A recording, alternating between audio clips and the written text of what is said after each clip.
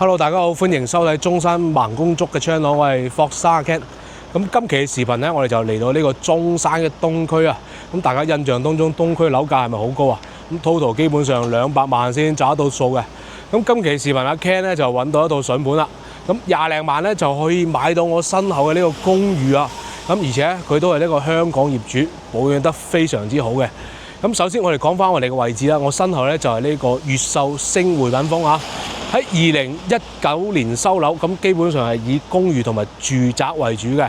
咁首先講翻我哋呢個地理位置啦，我哋身處嘅位置咧就係博愛七路啦。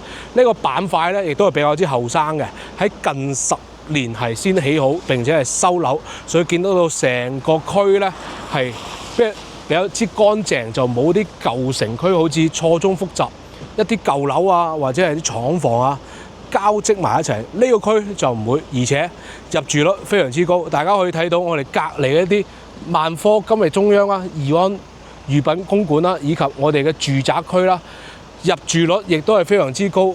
所以我哋嘅底商幾個樓盤下邊基本上都係開齊晒嘅，即係普通嘅衣食住行啊，完全可以落樓滿足晒，買餸食嘢簡單嘅。全部搞掂晒。如果想去到高端嘅餐飲咧，身後呢一棟嘢就係馳名粵港澳嘅豬肉破集團，會喺今年嘅年底即將開業一個高端嘅順德融合菜。咁除咗有呢啲生活嘅配套之餘啦，我哋呢個位置呢個 location 啊，我哋香港嘅朋友去到呢個博覽中心搭車咧，直線距離1公里都唔到，搭巴士咧1個站咧就可以去到，2個站咧就可以去到我哋而家中山人氣最高嘅商圈 Top Party 啦。所以呢個位置咧，對於中山本地人亦好，或者香港嘅買家亦好，都係非常之理想嘅一個位置。好，咁跟住我鏡頭上去睇下呢套樓有咩料先。OK， 咁我哋而家咧就嚟到呢個業主嘅屋企啊。咁呢間屋嘅面積咧就47平方啊。咁入到嚟我哋門口嘅呢個位置啦，呢塊門咧就係發展商當年嘅交標，但係業主咧非常之有要求嘅，就改咗呢個4合1嘅密碼指紋人面鎖啦。咁入到嚟我哋門口嘅左手邊咧，業主咧而家咧係擺咗一個鞋櫃啦，以及我哋左手邊咧就係一個通體式大概2米長度一個廚房。因為呢個係公寓嚟嘅，開放式嘅廚房咧就只可以用到電磁爐啦，所以但係業主咧亦都係非常之有要求嘅，電磁爐咧自己都加裝咗呢個抽油煙機。咁見到啦，成間屋啊其實非常之多收納空間嘅地方啦，亦都睇得出呢個係可能係好多香港業主都係比較注重一點啊。見到呢啲收納嘅空間非常之多。咁而且咧，啱先我哋入門口嘅位置啦，漏咗同大家講，呢度亦都係有一個收納嘅空間啦，可以擺到嘅嘢係非常之多嘅。然後咧喺我哋廚房嘅對面，亦都係我嘅右手邊咧，就係佢嘅衛生間啦。咁電熱水器鏡衛生間以及做咗一個分體式嘅乾濕分離嘅沖涼房。通過鏡頭應該都睇得出佢呢個沖涼房冇乜使用痕跡嘅，因為連佢個門上面一啲水垢都係冇嘅。因為入到嚟咧就係我哋嘅客廳同埋呢個餐廳共用嘅一個位置啦。咁大家喺度有疑問啦，咁我哋如果瞓覺係瞓邊度啦？咁其實好簡單，呢張床咧就係一個一體式嘅床嚟嘅。咁如果你唔需要嘅時候咧，就好似而家咁樣擺住啦。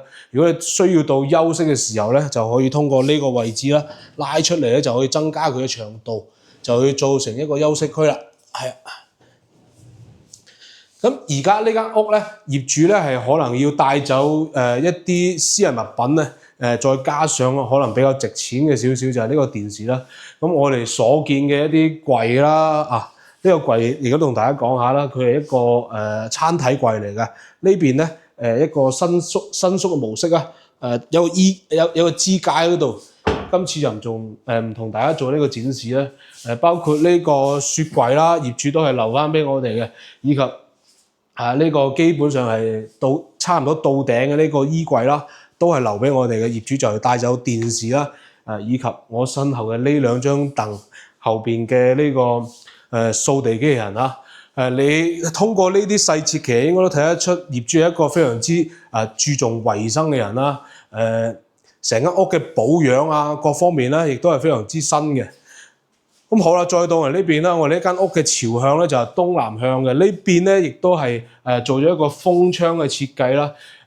亦都可以足夠保證到啦，晾衣服之後咧，呢度仲可以佢業主係保留翻呢棟門咧，就唔會話做到即係如果想開窗啊，呢啲風啊或者係嗰啲雨啊會撇到入嚟啦。而且咧，佢亦都做咗一個呢個係蚊窗啦，以及雙層嘅呢個窗簾啦，以及我哋見到就係呢個海爾嘅呢個滾筒式嘅洗衣機啊。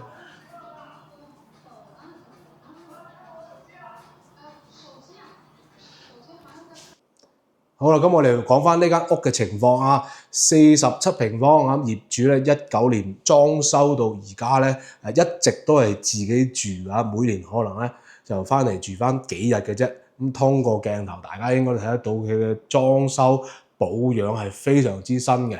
咁而家咧業主咧，如果你想咁講翻佢當時買入嘅價錢咧，19年毛批11000一平方52萬，咁再加上佢話自己裝修係用咗8萬蚊 ，total 落嚟咧係60萬嘅成本啊！咁而家咧業主咧就開價28萬啊！咁如果大家係誠心買嘅，估計有少少嘅空間，阿 Ken 可以幫你傾下。咁如果大家想實地睇樓，咁記得聯繫阿 Ken。好啦，咁我哋下一期視頻見啦，拜拜。